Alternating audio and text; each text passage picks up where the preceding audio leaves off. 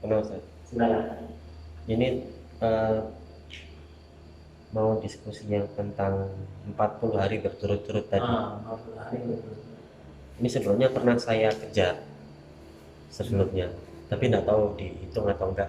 Kalau tapi di tengah-tengah itu yang saya rasakan eh, mirip masjid ini ya, musola. Jadi saya ngejar sholat di belakang imam, tapi kenyataannya waktu itu di duhur asar, antara duhur sama asar, sholat jamaah duhur maksudnya, dan sholat jamaah asar itu saya yang adzan, saya yang qomat, saya yang imam, dan nggak ada makmum. Gimana Ustaz? Maksudnya, tapi saya teruskan dalam artian 40 hari ini saya teruskan. Iya. Harusnya itu maksudnya ini sampai sekarang saya ingat. Nah, jadi ini termasuk nggak ya? Aku udah dapatkan 40 hari ini belum ya? Sampai sekarang saya masih terngiang-ngiang sih. Masuk hitungan apa enggak? Jadi waktu itu duhur itu kebanyakan memang di daerah tempat saya dulu, yang dulu sebelumnya itu kalau duhur sama asar kan banyak yang masih kerja. Iya. Akhirnya ya mau nggak mau saya ngadan, saya ngomat, saya imam tanpa makmum. Lebih baiknya itu kita mengejar adzan qomat tadi, mengharapkan orang ada yang datang tadi ya tetap, atau kita kejar ke masjid besar aja. Baiknya yang mana, bijaknya yang mana, nah gitu Ustaz. Ya, jadi terkait hadis yang menyatakan bahwa barang siapa yang 40 hari sholat ya berturut-turut tanpa tertinggal dan tidak lepas di belakang imam dan gerak imamnya imam, maka dia terjamin dari terbebas dari neraka. Terjamin dari neraka, Iya. terbebas dari neraka. Nah, apakah kemudian bagaimana kalau misalkan jadi imam? Kan di hadisnya redaksinya kan mengatakan khalfal imam la yafutuhu takbiratul imam. Jadi tidak tertinggal takbiratul imamnya itu, takbiratul ihram dari salat tidak pernah tertinggal.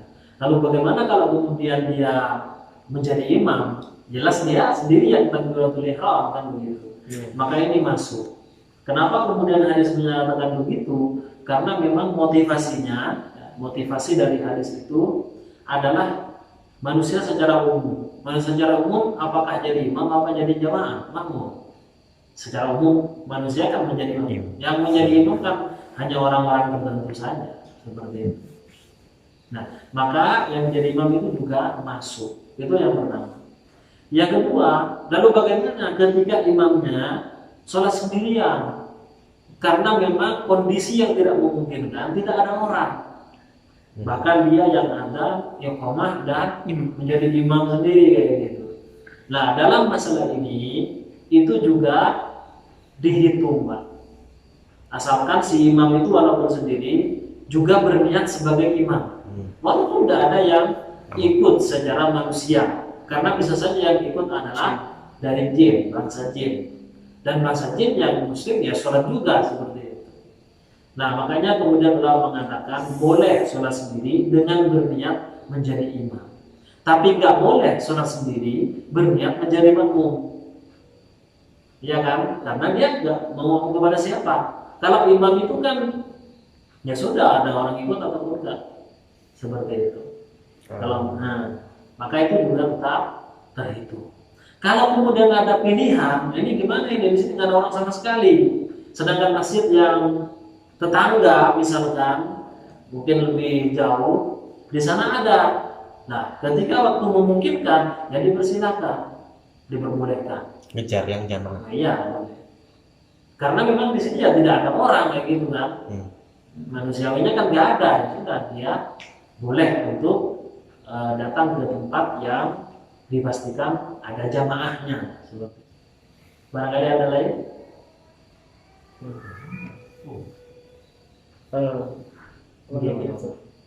Mungkin apa hal-hal yang kan tadi dijelaskan bab masalah berjamaah seperti keutamaan dan kurang lebih ininya, apa saja hal-hal yang dapat menggugurkan kita jamaah berjamaah, misalnya apa saja ya kita akhirnya boleh tidak berjamaah misal kayak sakit atau apa kan hal-hal yang memperbolehkan kita untuk tidak jamaah di masjid. iya misal apa saja gitu karena sholatnya kan memang wajib Iya, ya wajib. Kalau berjamaahnya ini misal apa saja yang kita kan kita tahu lah ya sholat di masjid sebetulnya jamaah apa aja Ustaz. Nah, jadi hal-hal yang kemudian memperbolehkan kita untuk tidak sholat berjamaah di masjid, Iya. alias sholat di rumah. Entah nanti di rumah mau jamaah sama keluarga ataupun sholat sendiri. Iya. Maksudnya adalah dispensasi agar kemudian tidak berjamaah di masjid.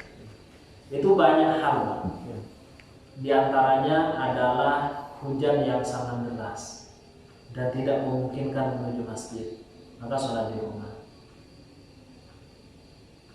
Itu yang pertama. Yang kedua, kita misalkan sakit, dengan sakit yang diperbolehkan untuk bertayamum, sakit yang diperbolehkan secara syariat untuk bertayamum. Kalau sakitnya cuma hal-hal yang remeh ya, remeh, misalkan cuma gatal-gatal kayak gitu, atau misalkan apa namanya ya yang biasa lah kayak gitu, maka tetap dianjurkan.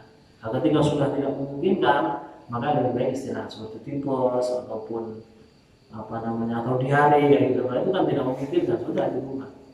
Itu yang kedua. Kemudian yang ketiga, adanya penghalang.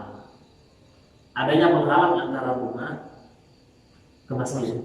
Penghalangnya ini apa saja? Macam-macam. Bisa berupa ashabu. Ashabu itu hewan buas. Jadi dari rumah ke sini itu ternyata lagi berkeliaran harimau. Ada harimau lagi jalan-jalan. Nah, ini untuk berangkat masih tidak memungkinkan. Maka tidak apa-apa. Atau ada ular atau hal-hal lain. Atau misalkan adanya pendudukan, penjajahan, sehingga kemudian benar-benar dihalangi. Ini di pulau jalan, di pulau Kadek, sehingga itu sudah nggak apa-apa. Nah, itu diantaranya. Jadi ada hujan sangat deras sekali, ada sakit, atau ada hal yang menghalangi antara rumahnya dengan masjid. Pak, misalnya ada tamu, tamu tapi non muslim. Misalnya ini bisa keluarga misal ada tamu gitu, ya kita tinggal dulu berarti ya. Iya, tetap. Anjurannya seperti itu. Sepengalaman saya, Pak, ya saya memang tamunya bukan yang non muslim ya. Kita bertamu, ketika mendengar adzan, kita berhenti dulu yang kita bicarakan. Kita berangkat ke musala terdekat atau masjid terdekat, salat, setelah itu kita lanjutkan. Itu pengalaman saya, pengalaman saya mulai dulu ketika bertamu ada adzan, sholat. Jadi tempat terdekat, misalkan musala atau masjid. Nah, kalau non muslim itu bisa ditinggal sebentar. Mungkin seperti itu. Saya nyambung. Ya nyambung. Tanya Pak Tio, kalau kita nggak bisa sholat di masjid berjamaah, ada di kalangan saudara kita itu kaum tetangga kita mengatakan sama saja berjamaah di masjid dengan di rumah. Pertanyaan saya itu apakah sama jumlah 26-27-nya? Utamaannya di masjid dengan di rumah. Yang dimaksud berjamaah ini apa? Di dalam hadis itu diurus untuk di masjid, begitu. Apa hanya di luar masjid? Di sini kan di Indonesia kan satu banyak musola, masjid. Nah, musolanya hitungan masjid atau surau biasa, begitu kan. Di situ utamanya hadis itu apa masjid, begitu. Yang pertama. Kemudian yang kedua tentang sholat subuh itu muadzin ada dia lupa mengucapkan itu apakah sah azannya atau itu hanya sunnah, posisinya di mana gitu. Apakah kalau sudah lupa apa perlu diulang lagi apa bagaimana gitu. Dan yang ketiga mengenai salat subuh juga sekarang kan berhubungan dengan pasar. Saya juga orang pasar yang 6 tahun di pasar. Seandainya kita menunggu yang tadi itu tunggulah selesaikanlah jamaah dulu, masih ada waktu. Nah, sekarang di pasar itu beroperasi itu minimal paling terlambat sudah jam 1.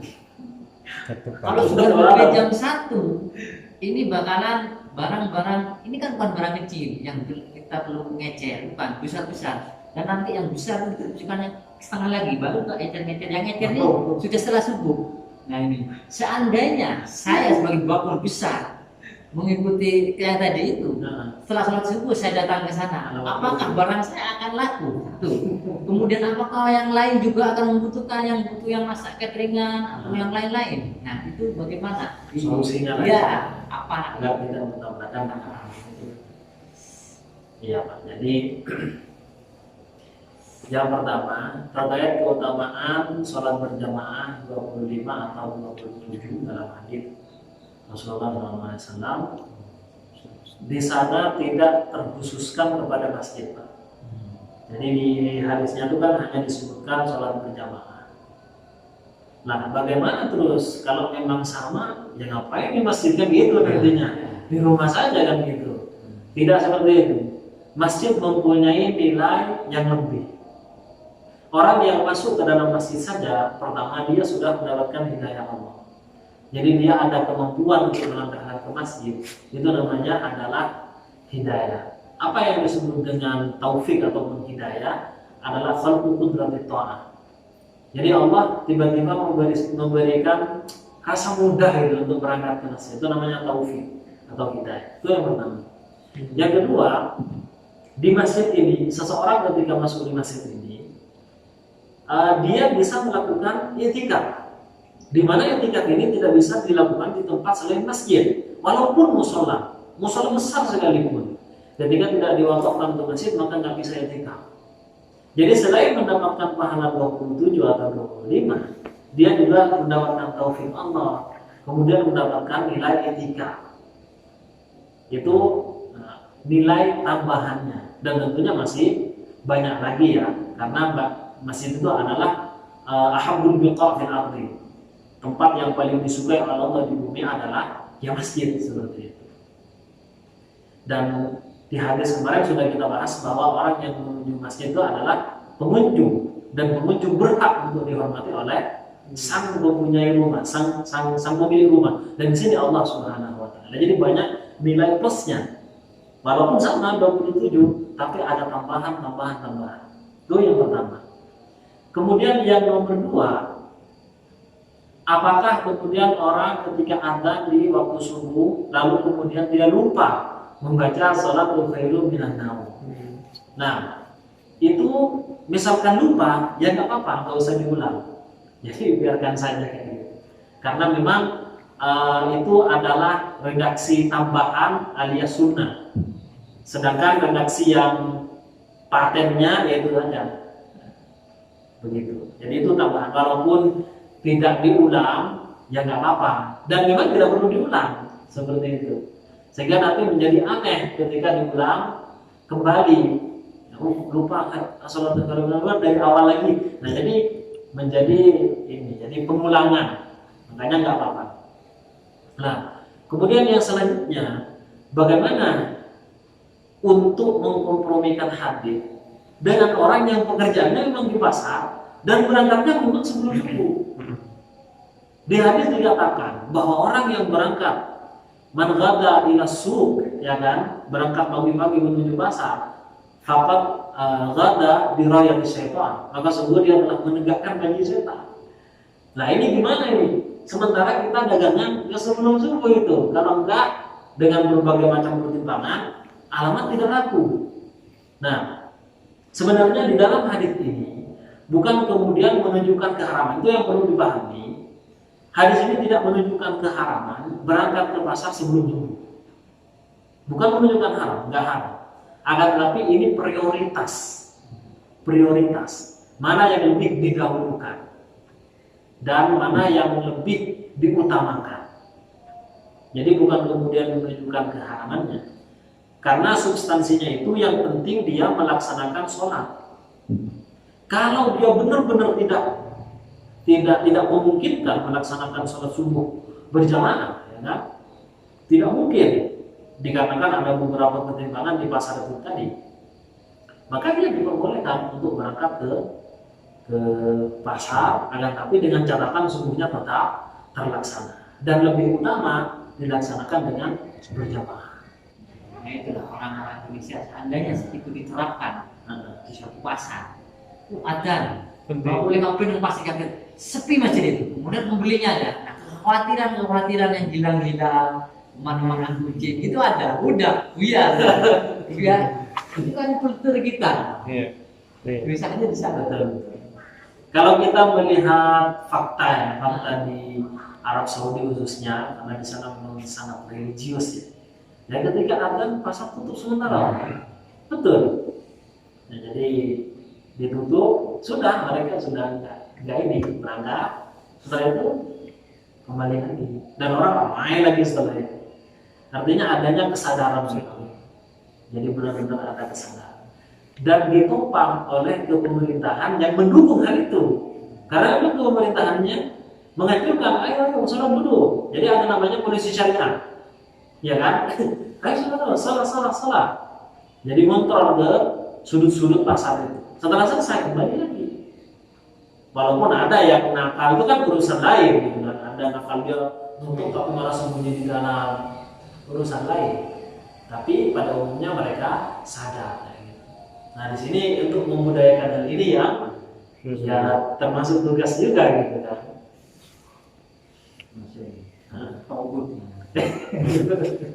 Jadi seperti itu Pak ya.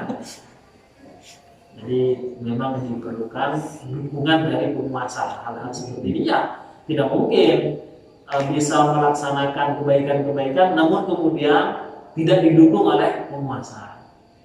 Ya kan? Kalau misalkan penguasanya itu mendukung kebaikan, ada izin mau orkes kan orkes butuh izin kan? Orkes, jaranan, hal-hal yang nasihat-nasihat kan butuh izin. Kalau mendukung pada kebaikan dia tidak akan mengizinkan. Tapi karena ya sudah yang penting ada pemasukan, ya sudah diizinkan saja. Makanya penguasa itu memang mempunyai peran juga di dalam perkembangan kebaikan suatu masyarakat. Seperti itu. Nah, baik ini saja ya yang bisa kita bahas. Alhamdulillah cukup seru ya. Insyaallah kita lanjutkan di pertemuan yang akan datang. Kita akhiri dengan pembacaan Al-Qur'an. Subhanallah wa bihamdihi asyhadu an la ilaha illa anta astaghfiruka wa atubu ilaik.